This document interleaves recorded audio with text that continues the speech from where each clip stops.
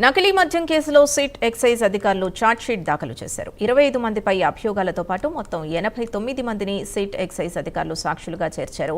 మొత్తం 1300 పేజీలతో final chargesheet దాఖలు చేశారు. జోగి రమేష్ సహకారంతోనే A1 జనార్దన్ రావు కల్తీ మద్యం తయారు చేసినట్లు ఛార్జ్షీట్లో సిట్ వెల్లడించింది. కల్తీ మద్యం తయారు చేయడం ద్వారా జనార్దన్ రావుతో పాటు జోగి రమేష్ లబ్ధి పొందినట్లు సిట్ ఎక్సైజ్ అధికారులు పేర్కొన్నారు.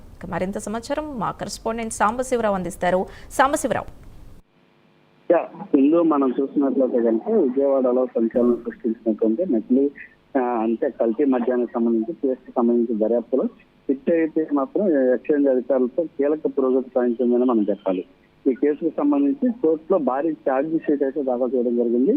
మొత్తంగా మనం చూసినట్లయితే కనుక సిట్ మరియు ఎక్సైజ్ అధికారులు సంయుక్తంగా 1300 పేజీలతో కూడినటువంటి ఇది ఛార్జ్ షీట్ అయితే న్యాయస్థానంలో దాఖలు చేశారు. ఈ కేసులో మొత్తం 25 మంది నిందితులుగా అభియోగాలు మోపారు.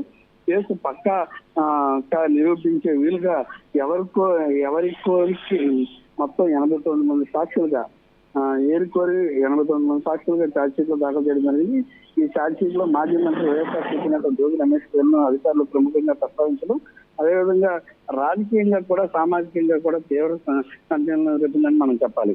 ముఖ్యంగా మనం చూసుకున్నట్లయితే ఈ కేసులో A1 గా ఉన్నటువంటి జనార్దన్ రావుకు జోగి రమేష్ కు పూర్తి స్థాయిలో సహాయ సహకారాలు అందించినట్టుగా దర్యాప్తులు చేస్తున్నట్టు వస్తుంది. జోగి రమేష్ కు అండదండలో రాజకీయ బలోపేతంగా కూడా జనార్దన ఏదైతే కల్తీ వ్యాపారం చేసినట్టు కూడా ఈ ఛార్జ్ షీట్ లో పేర్కొన్నట్టుగా కూడా నాకు సమాచారం ఉంటుంది. అదేవిధంగా కల్తీ మద్యం విషయాల ద్వారా వచ్చినటువంటి అక్రమ సంపాదన ఏదైతే ఉందో అంతా కూడా జనార్దన్ రావుతో పాటు జోగి రమేష్ కూడా భారీగా లబ్ధి పొందినట్టు సిట్ ఎక్సైజ్ అధికారులు అయితే ఆధారాలతో సహా ఛార్జ్ షీట్ లో వెల్లడించినట్టు తెలుస్తుంది. నకిలీ మద్యం నెట్వర్క్ ఎక్కడి నుంచి సాగింది, ఏదైతే ముడి సరుకు ఎక్కడి నుంచి వచ్చింది అనే అంశాలపైన, ఎవరెవరికి ఖాతాలో డబ్బులు వెళ్ళాయనే అంశాలపైన కూడా బ్యాంకు లావాదేవీలతో సహా కాల్ డేటాతో సహా 1300 పేజీల్లో నివేదిక పొందుపరిచి ఈ యొక్క ఛార్జ్ షీట్ అయితే దాఖలు చేసినట్లు కూడా మనకు సమాచారం ఉంటుంది. Right, thank you Sambasivarao.